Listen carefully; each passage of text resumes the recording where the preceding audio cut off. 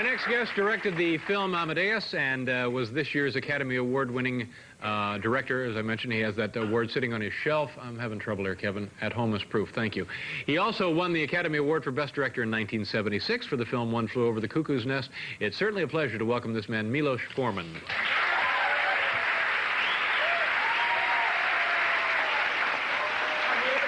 Nice to see you. Come on over here.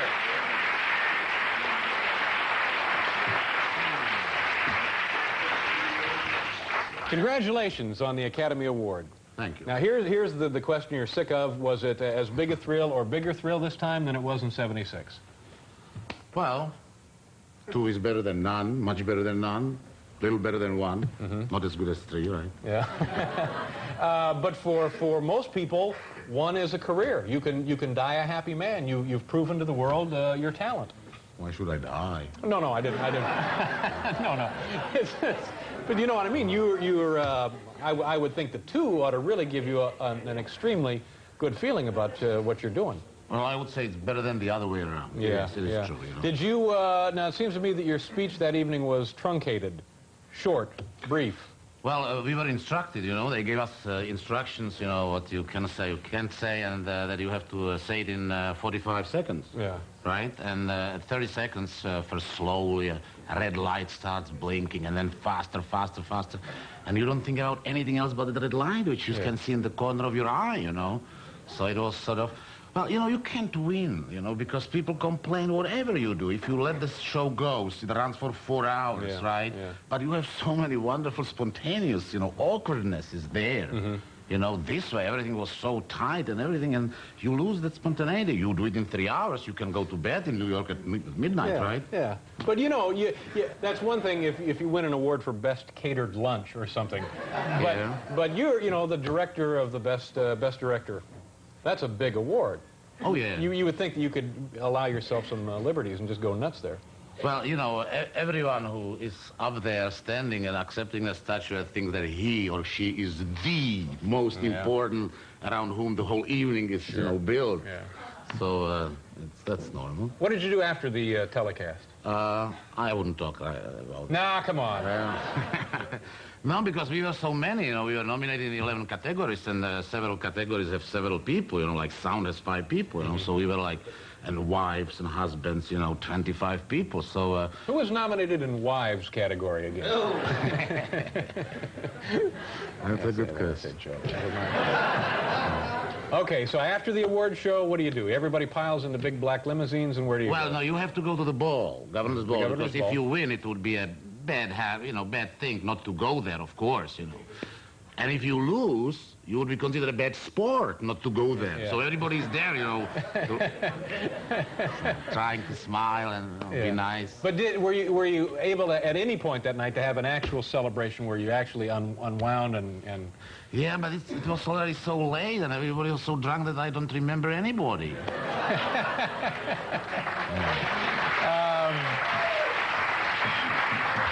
Now, let me ask you, this is probably a naive question. The category Picture of the Year and Best Director.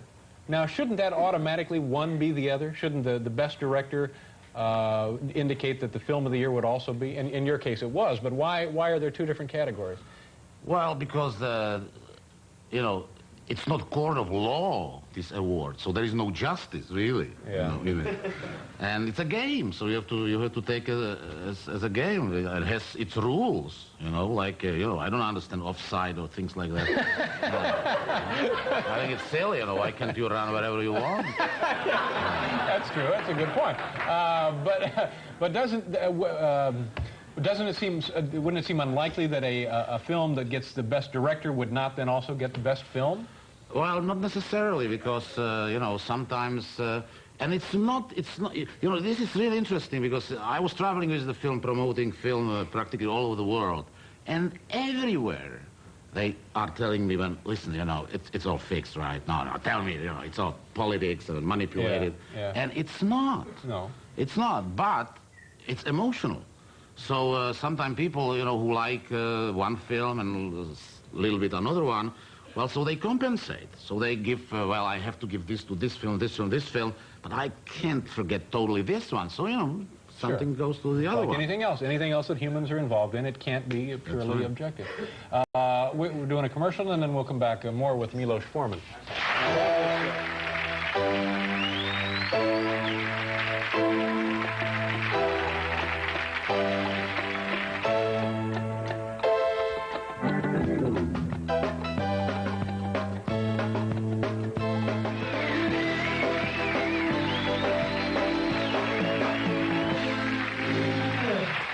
Milos Forman, before you directed the movie, did you have any specific interest in Mozart? Not exactly, really, as much as anybody here in the audience, What they tell you at school, that he was a blonde angel sitting on a marble pedestal, behaving nicely, as the parents want you to behave, right? So, when I saw the play, Peter Schaffer's play, and then when I read Mozart's letters, it was such a shock. Did you go to the play with the notion in mind that one day it would be a film project that you'd like to be a part of, or was this just a coincidence? No, it was a total coincidence. As a matter of fact, I didn't know even what I'm going to see, because I was in London, and my friend, Mr. Lance, called me if I want to go in the theater, and I had some people in the room. I didn't ask him what to see. I said, sure, yeah, let's go. And that was my luck. Because if he told me that's what he told me in the taxi, I would probably find an excuse not to go. It's about Mozart, because I saw about 2 or 3, films or plays, biographies of musicians, composers. They are the most boring films, ever made. So in the taxi, I learned what I'm going to see, and I was just mesmerized, And as a matter of fact, in the intermission, I told, my friend, if the play will continue with the same power in the second half, that could be a movie. Were there things that you came to learn about Mozart that were not included in the film, or you did not see in the play? Well, we got a lot of sort of criticism from musicologists, that Mozart was not like that. Well, it was worse. He was worse than depicted? Yeah. And in what regard? Well, in what regard? Like, we avoided, for example, certain aspects, like he was a gambler, he was at his end of his life, he was an alcoholic, and he turned everybody against himself. He was his own biggest enemy, like, it's absolutely true what you see in the film. When he died, this giant of music was less than 10 people walking behind the coffin. And 10 days later, there was a Requiem Mass for Mozart in Prague. 3,000 people inside the church in December, freezing cold, 2,000 outside, So here you see how he was appreciated outside, because people didn't have to live with him. I think somewhere we were talking about you this afternoon, and you made the point that musicians today sometimes do outrageous things, and it's pretty safe for them because they generate so much money that they can get away with wrecking a hotel or turning over a car or spitting on a subway or whatever they're doing. But he was doing it, and in those days there was really much more at stake for him. Well, a lot, because musicians at the time were servants. In one of his letters, he's writing to his father that finally he eats with the cooks, which is above the valet, And, he couldn't marry anybody whom he wanted without the permission of the employer. He couldn't travel without the permission of the employer. So, when he stood up against, and that's absolutely authentic dialogue in the film, to the emperor. When the emperor said that there's too many notes in Abduction from Seraglio, and he said, what do you mean, Your Majesty? It's as many, not more nor less than it's required. That took a courage to say it. That could end his career right there, Today, if they wreck the hotel, they can buy it with the owner. Let me do another commercial here, Milos, and then we'll be right back, folks.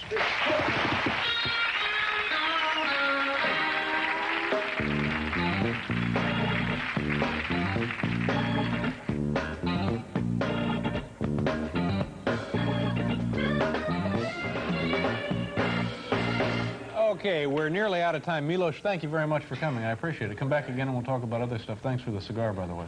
Oh, very welcome. That was very nice of you. Oh, good. We like to encourage the guests to bring gifts if we can. Also, my thanks to George Benson, and I'm sorry I got to talking so much and cheated everybody out of a second song, and my apologies. Perhaps George will come back in the near future. Have a nice weekend. Good night.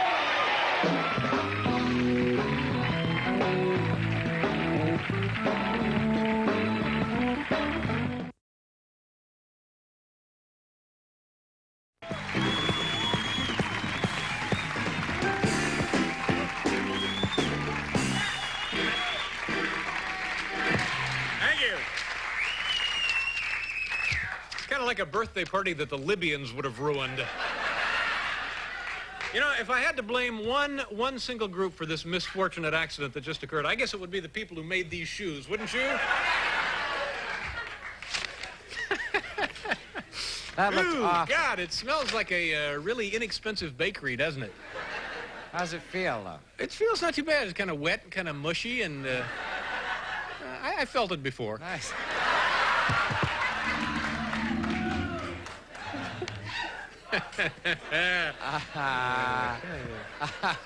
Did I show you the meteorites, ladies and gentlemen? My next guest is one of the finest movie directors in the world. Oh, of course he is. That's why he's out here after this debacle. This man has actually won Academy Awards for Best Director in 1976. Continue mopping, guys. That's all right. And for One Flew Over the Cuckoo's Nest. And once again, last year, he won it as Best Director for Amadeus. Please welcome back to the show, Milos Forman, ladies and gentlemen.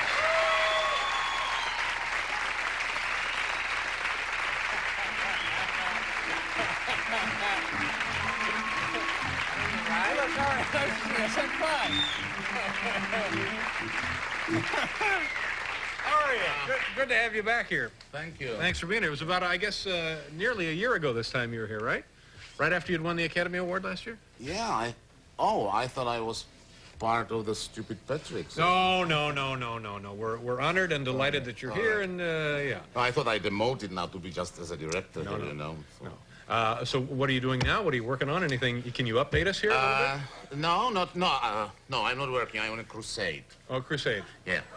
Well, you've come to the right place. Yeah, oh, sure, of course. It's, I would call it truth in advertising. All right. I'm all for that. Do you watch movies on television? Occasionally, I'll watch films. Do you? Yeah. Are you actually aware what version of the films you are seeing? No. Because that can make a big difference, you know. Because, well, listen, I didn't want to talk about it because I want to be on good terms with everybody, you know, but too much is too much, right?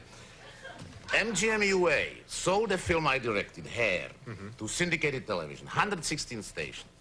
They cut out 9 entire songs out of the film. And it's a musical. It's a musical.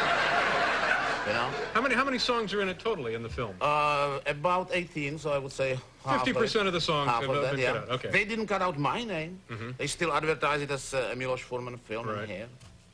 Have you ever heard of, let's say, gallery owner who cuts 6 inches of Picasso here and 5 inches of Chagall here, chops off the feet of Michelangelo's David because ceiling is too low, and he can better accommodate the space of the gallery, you know? And that's exactly what's happening to the movies, because the movies are cut for 2 reasons. Censorship, you know, 4-letter words, nudity, like that, and for time slot. You have 2-hour time slot, right? 9 to 11, 11 news has to start, right?